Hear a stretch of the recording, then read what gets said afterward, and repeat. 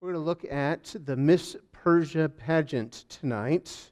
You put that title on YouTube. I wonder how many people are going to search for it going, what is this? All right, so Miss Persia pageant is going to be our story tonight from Esther chapter 2. And we're going to pick up the story where we left off with Esther chapter 1. And in fact, it does. Chapter 2, verse 1 says, after these things. So what does after these things mean? Well, that's what we're going to look at tonight. Don't want to go past without reminding you of our Ladies' Fellowship on the 28th, if you'd like to sign up for that. Youth activity on the 21st.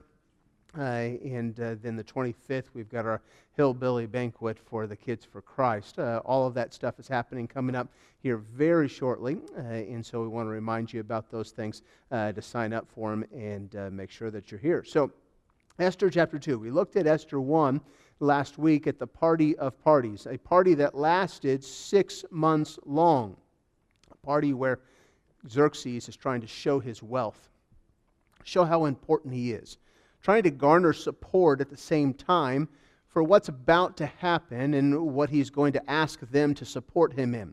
There's 127 city-states, 127 provinces that Xerxes is in charge of. And he is asking each of these leaders to follow him into battle. Where he's going to battle is going to be this city-state called Greece. You've heard of it before? Okay.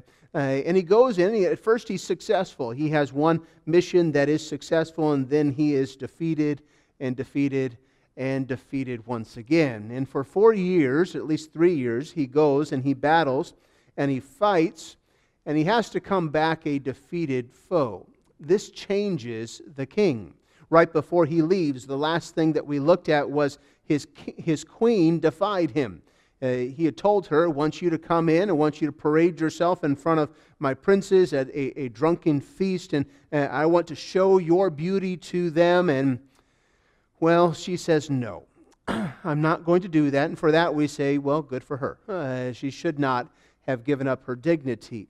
With that, they made a law. The law of the Medes and the Persians cannot be changed. We know Darius, who is the king before Xerxes, makes a decree that no one else can pray to God or any other God except him. And so when Daniel defies that measure, he is thrown in the lion's den.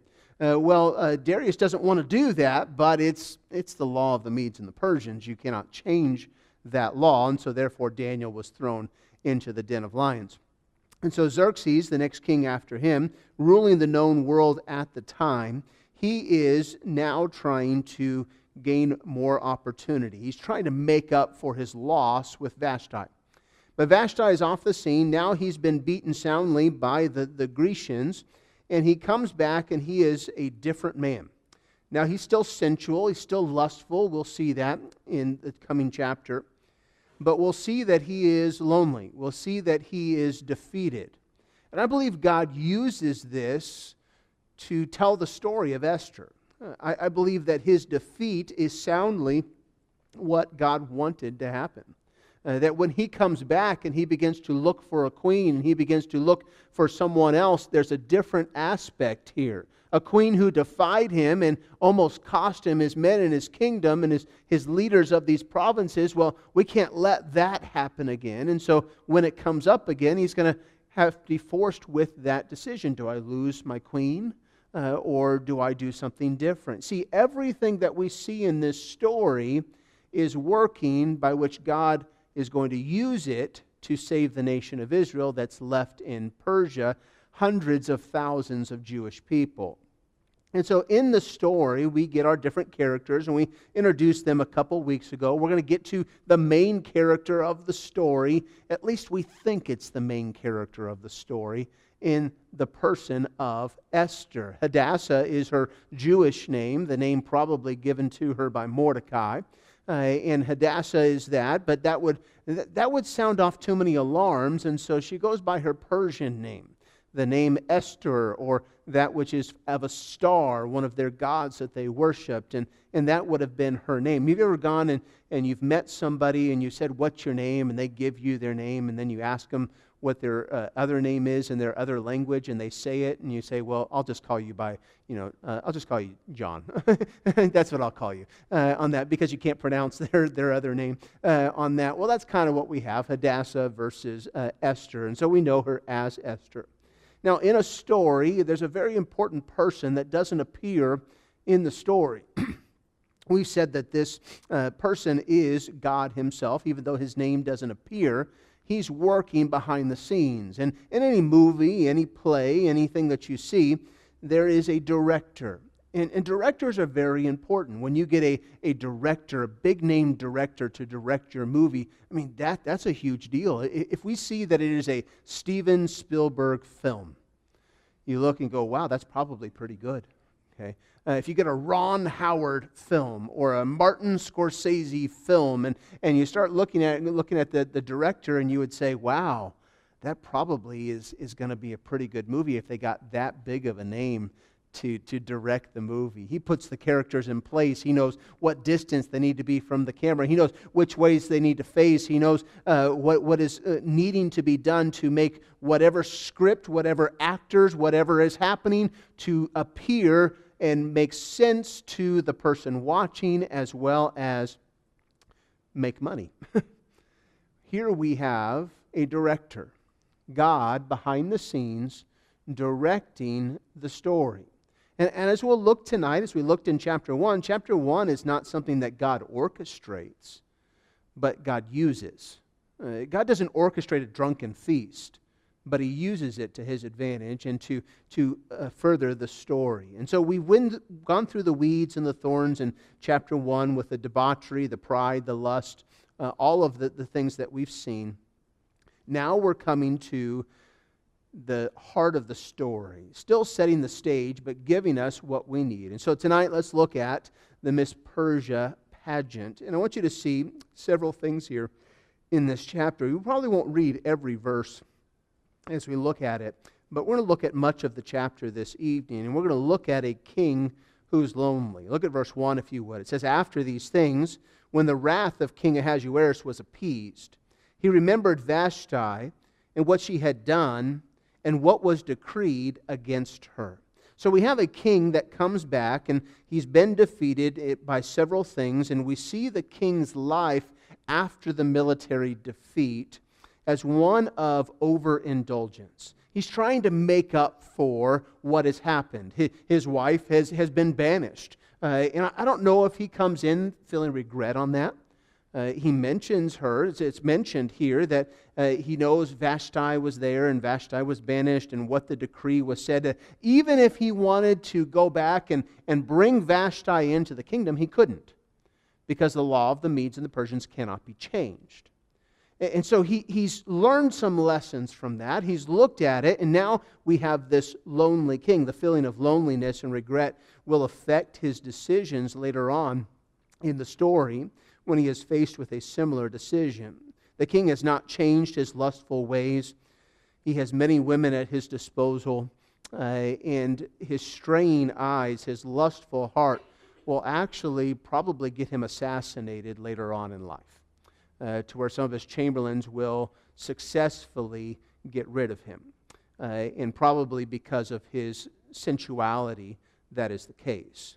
So now we're sitting here, 3 years of war, 3 years without a queen, and we're going to have ourselves a contest, a pageant, to see who's going to be the next queen. Now look at verse 2. Then said the king's servants that ministered unto him, let there be fair young virgins sought for the king.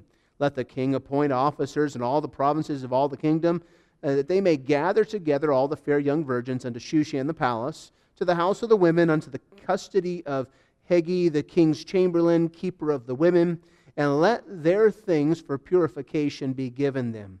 And let the maiden which pleaseth the king be queen instead of Vashti. And the thing pleased the king, and he did so. And so here we have the contest. We have the pageant that takes place, if you will. We're going to gather all the fair young maidens from the land, and we're going to bring them. Now, how long do you think that takes to get 127 provinces to send their fair young maidens to the palace? Some of these people probably have to travel a great distance. If they are traveling that great distance, they may not speak the language. They may not know the culture. They may not know how to be a queen. And so they must be trained, and they must be purified, and they must be brought into the palace so that they might be chosen. And so it's interesting that God's going to use such a, what we might call a secular thing, or even an immoral thing, for His honor and His glory. And so He brings these people together, and they're looking at these women based upon how fair they are. And that's all they're looking at. They're not trying to examine their character. They're not trying to figure out who they are. They're just trying to say, is she pretty enough to be queen? And that's what their main idea. If you've ever watched any of the pageants, some are immortalized by some of the answers that they give.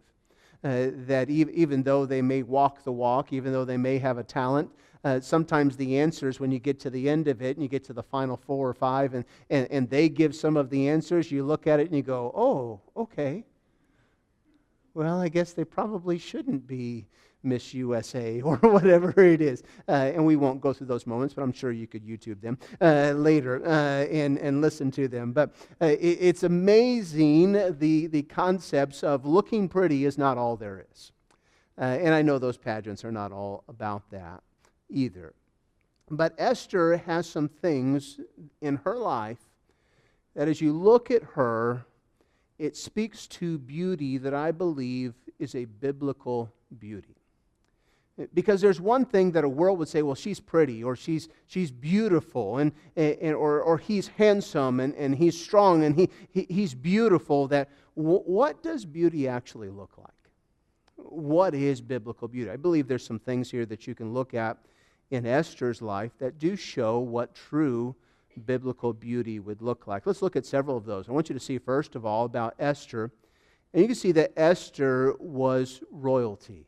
You say, Esther's not royalty. Read the verses. Okay, let's read them. Look at verse 5. It says, now in Shushan, the palace, there was a certain Jew whose name was Mordecai, the son of Jair, the son of Shimei, the son of Kish, a Benjamite. Now, we've already established in week 1 that he is descendant of King Saul, which would have came from Kish. So Mordecai is a person, he's a Jew, he's probably been brought over from Babylon, the scriptures will tell us that in this chapter, and he's brought into captivity, but he's not only just a Jew, that's his distinction, but he's also working for the king. It'll tell us in this chapter that he is sitting at the gate. Anyone who sits at the gate of the city, there is one who has authority, has power. And so Mordecai is a trustworthy person. Now, his distinguishing, the scripture is given that he is a Jewish person.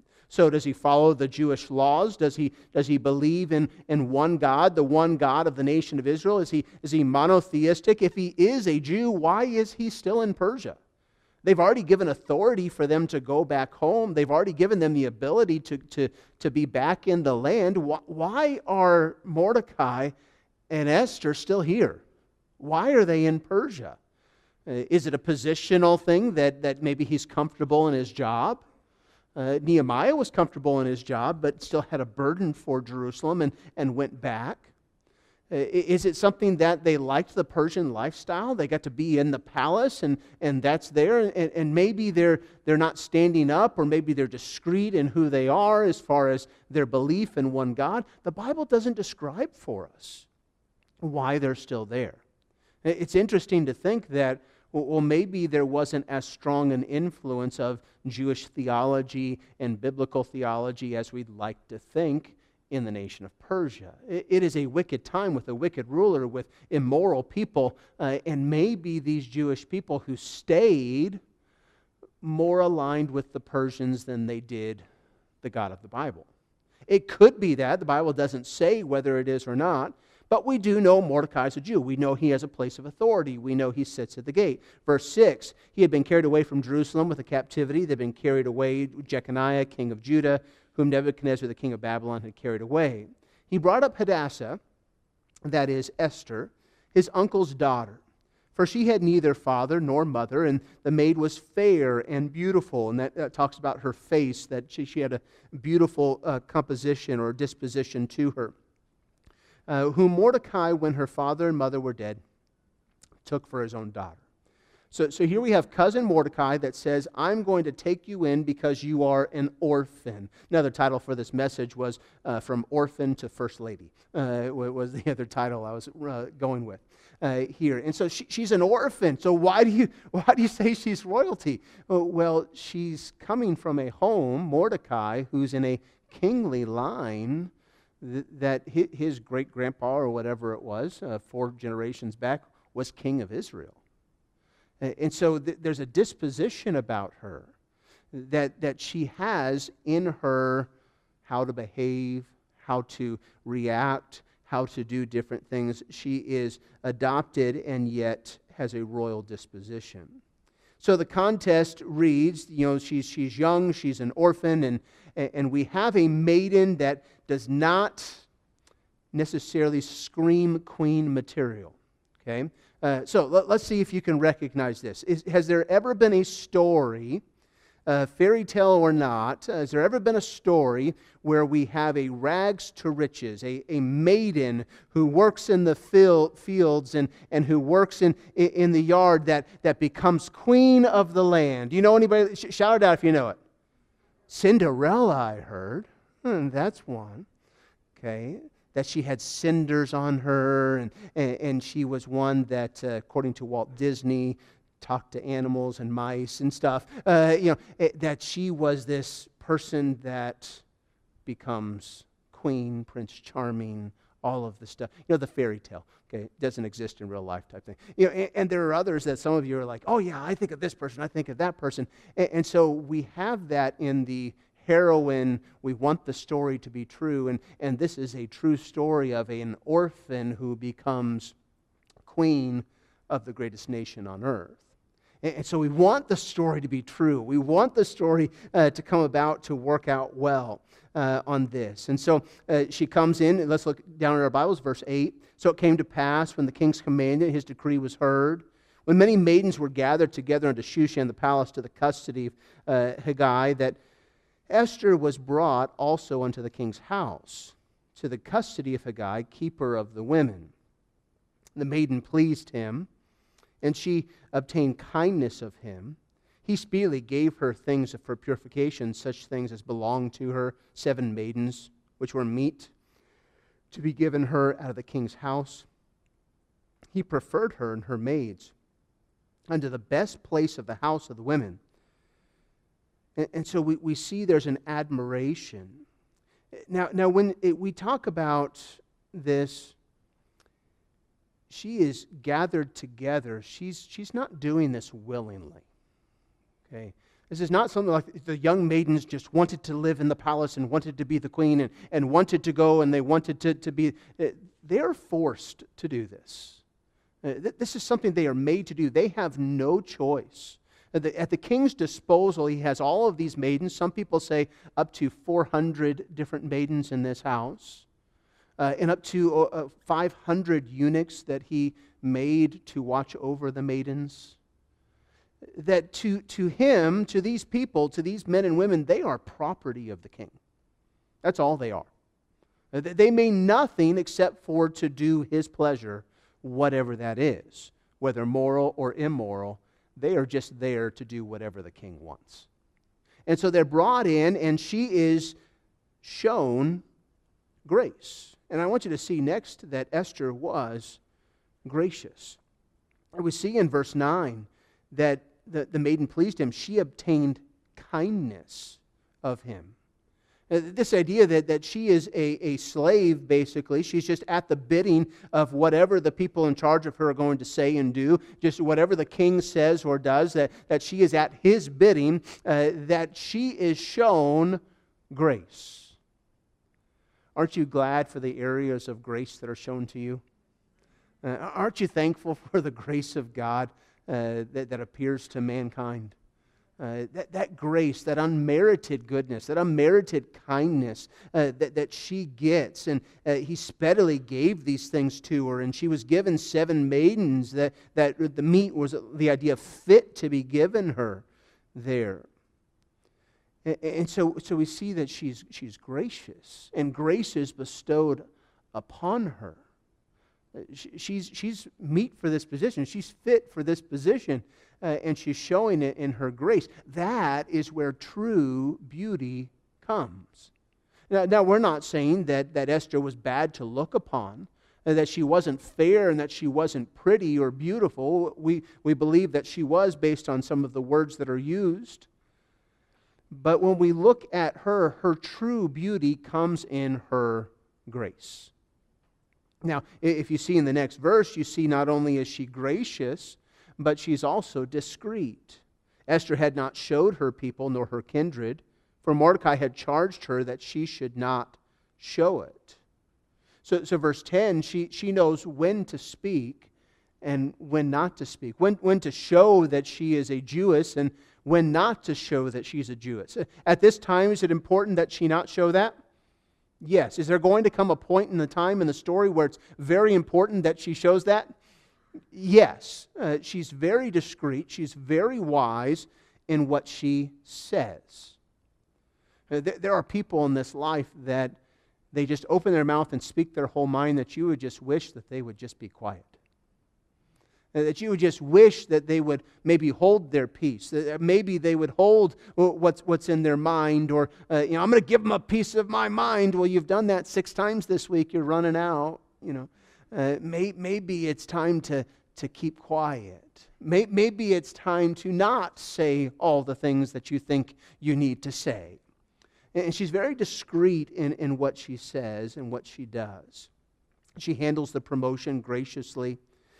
She knows when to speak, and Mordecai's kind of instructing her. He's checking on her. Verse 11 says he comes every day to the harem. He comes every day to check on her to see how she's doing. He's reminding her that there's an anti-Semitism out there. We're about 400 to 500 years after Agag dies. Remember Haman the Agagite? Okay. He's the bad guy. We say, boo. Okay, the Agagite is there, and Mordecai's the Jew, and Agag and the Jews, they don't get along with each other. Okay, so even though it's been 500 years, there's still a feud going on. There's still an anti-Semitism going on that they don't like the Jewish people.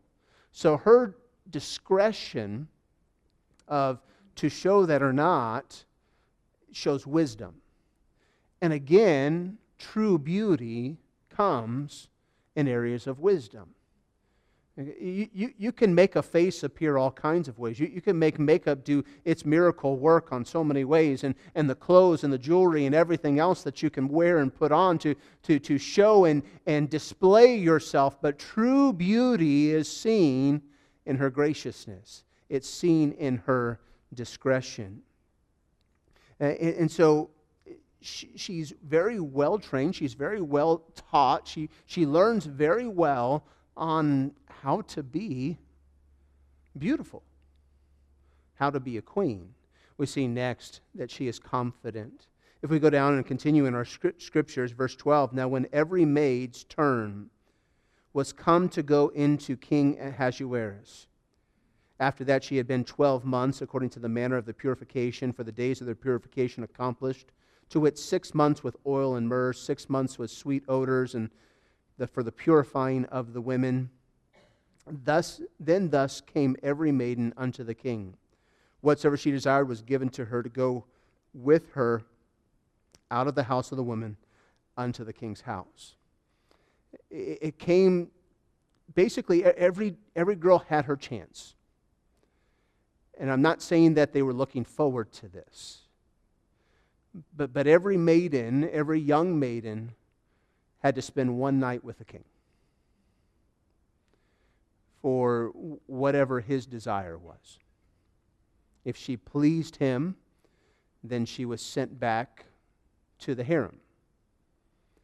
Now, if you were sent back to this place, it meant this: you would never marry. You would never have hope of children. You would never have hope of a husband. You would never have any hope or dreams of any of that. You were just there for the lustful desires of the king. And so these women are going to do everything necessary to make themselves look good for the king. And so, I mean, the king was nice to them. They got 6 months of oils and myrrhs. They got 6 months of, they went to the spa for a year. Okay? That's basically what they got to do on this. Not saying they want to be there again on that. It's against their will. But here in verse 12, or verse 14, in the evening she went, on the morrow she returned into the second house of the women, custody of that person, the king's chamberlain, which kept the concubine. She came in unto the king no more, except the king delighted in her, and that she were called by name. Verse 15. Here's where the confidence of Esther comes in. When the turn of Esther, the daughter of Abihail, the uncle of Mordecai, who had taken her for his daughter, was come to go in unto the king, she required nothing but what Haggai, the king's chamberlain, the keeper of the women, appointed. And she obtained favor, she obtained favor in the sight of all them that looked upon her. So Esther was taken unto King Ahasuerus into his house, royal in the 10th month, which is the month of Tebeth, in the 7th year of his reign. So Esther says, all right, it's time to get ready. And she looks at her, what I'm gonna call just as a beautician. I don't know what else to call him on that. Somebody who makes her look pretty and says, you do whatever you think is necessary. I'm not going to get all dolled up for this. Okay.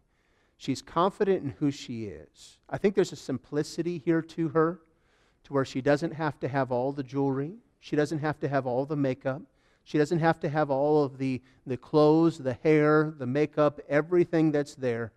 She has a natural beauty about her that also has a confidence about her. She's ready to be queen. She really is. And her beauty does not come based upon what she looks like. Is she fair to look upon? Yes. Okay, the Bible makes that clear.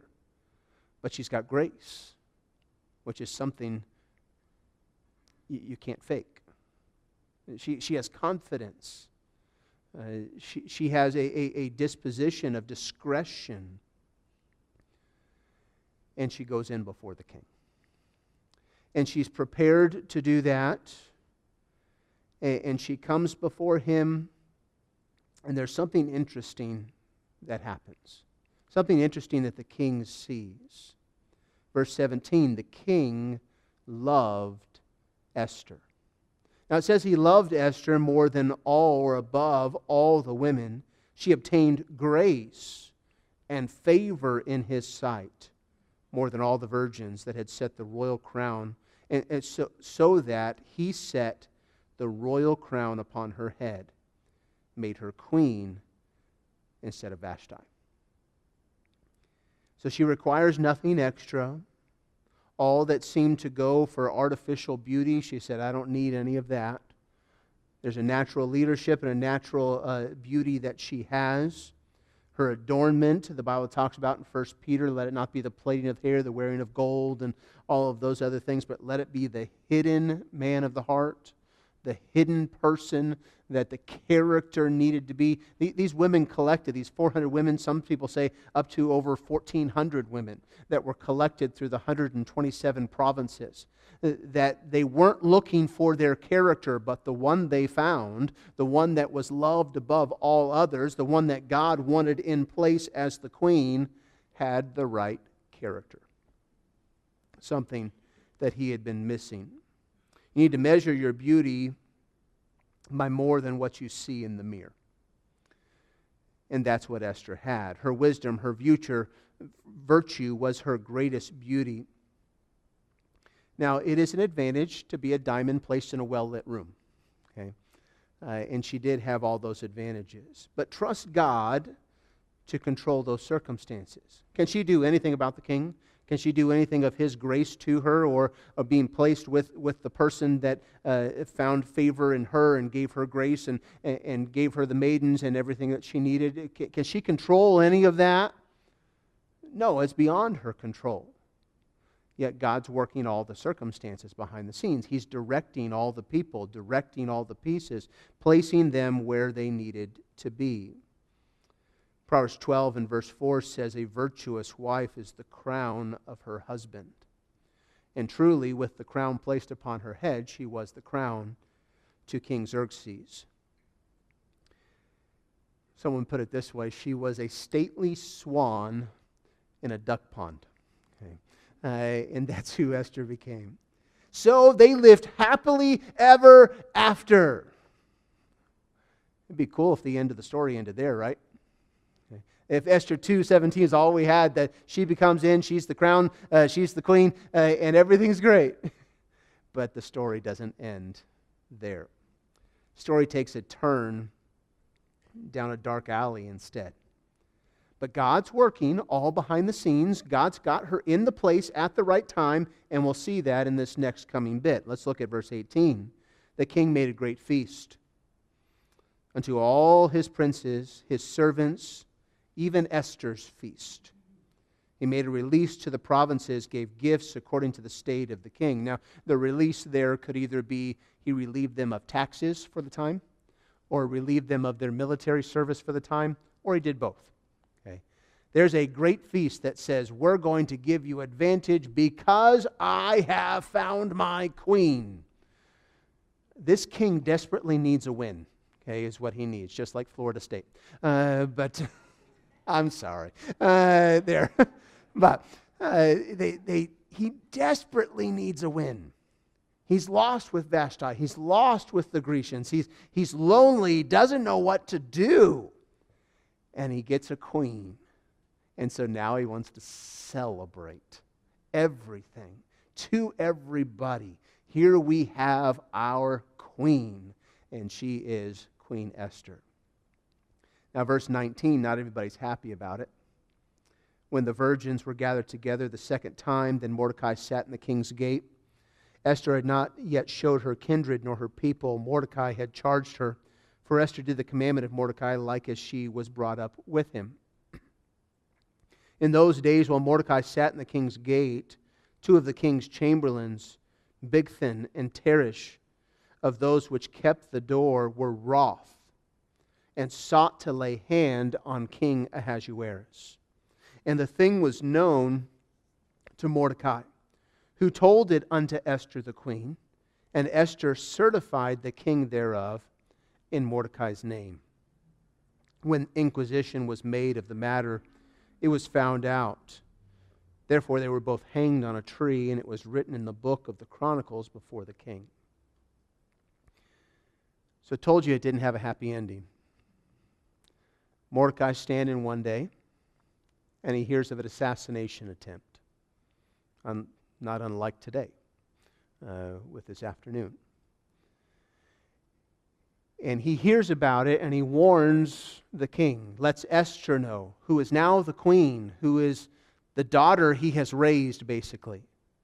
It's amazing the coincidence that Esther's in the place that she's at, that Mordecai overhears the conversation that he hears and is able to tell the queen to thwart the assassination attempt. Just amazing the accident that happened. Can you see God's hand working in this? Can you see what God's doing? It doesn't have immediate results other than, Xerxes, Ahasuerus doesn't die. Okay. But it's written down, and it's certified in Mordecai's name. That who said it, write it down, put it in print, put it in writing, put it in the official record. It is Mordecai who thwarted this attempt. It is these two men who were the ones talking, and justice is done. What does that do? Well, it puts Mordecai in the position he needs to be in. He doesn't know it yet, but he needs to be in this position. It puts Esther in a position that she needs to reference back to. She doesn't know it yet, but she's going to need to reference back to it. What is happening? God's directing all things behind the scenes. That God's putting in motion and putting in place all that needs to happen. So what are the lessons learned? What are some things we can take away from this message tonight? Number one, God uses every kind of person, even orphans. Okay. She's at a disadvantage. She doesn't have a mother and father. She has no one except Mordecai. And God uses all kinds of people. So if you think God can't use you, you're wrong. God will and can use you. Secondly, beauty is skin deep, but ugly goes clear to the bone. Okay? Inward character is more important than outward beauty and behavior. God is concerned with both, inward and outward beauty.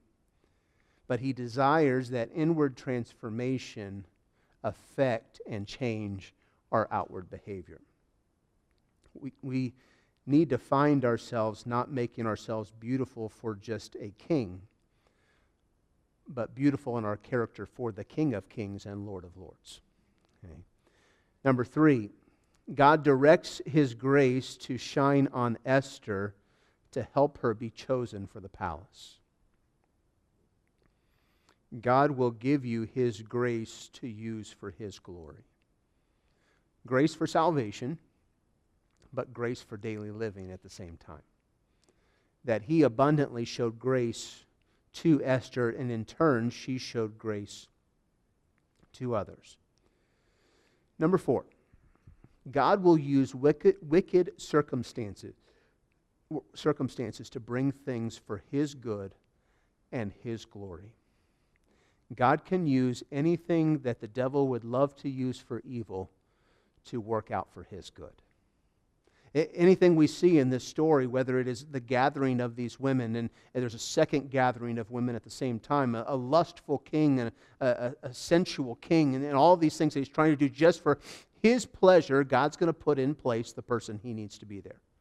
There's an assassination plot, and there's an assassination attempt, and God's going to use that for His story later on throughout this book and the years to come.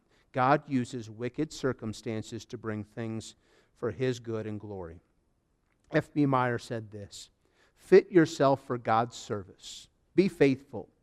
He will presently appoint thee. In some unlikely quarter, in a shepherd's hut, or in an artisan's cottage, or God has prepared and appointed His instrument. As yet the shaft is hidden by His quiver in the shadow of His hand, but at the precise moment at which it will, with great effect, it will be produced and launched on the air." God working behind the scenes. God could take a defeated king and use him to bring an orphan girl to a place of prominence. God put Mordecai in the right place at the right time to reveal an assassination attempt, and all of it is just setting the scene for a larger, grander story to save much people alive.